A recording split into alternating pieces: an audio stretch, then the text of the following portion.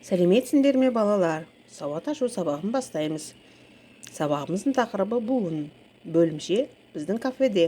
Бөлім тағам және сусын. Алдымен сабағымызды бастамас бұрын мына өлеңге назар аударайық. Қайырлы таң деп айтамыз, кешке бірге қайтамыз. Отбасының гүліміз, көңілді өтер күніміз. Жарайсыңдар балалар. Ендеше оқулымыздағы біздің кафеде деген мәтінді ашайық. Балалар аналарымен кафеге келді. Олар тапсырыс беру үшін даяшыны шақырды. Осы арада екі бала бір-бірімен сөйлесіп те үлгерді. Сенің анаң қайда жұмыс істейді? Менің анам дәрігер. Ал сенің анаң қайда жұмыс істейді? Менің анам наубайшы. Ол адамдарға нан пісіреді.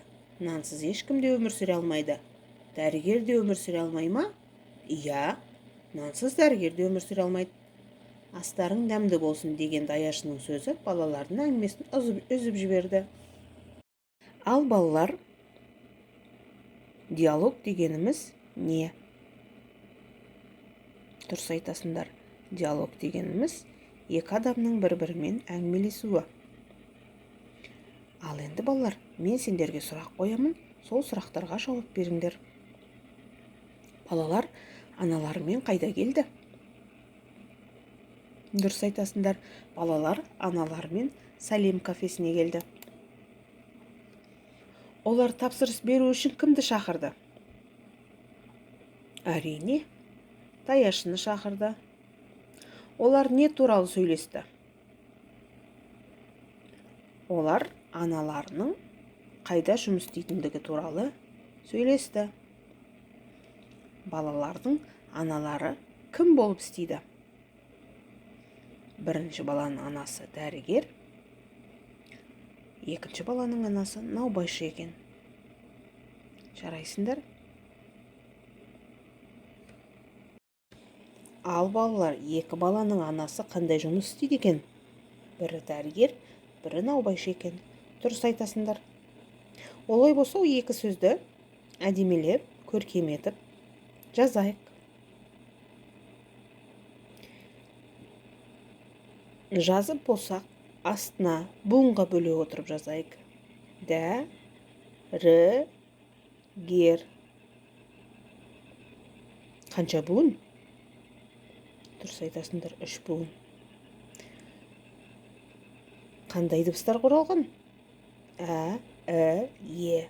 Дауысты дыбыстарынан буын құрап отыр. Ендеше бұл жіңішке сөз.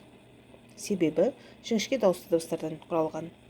Наубайшы сөзін буынға бөлейік. Наубайшы.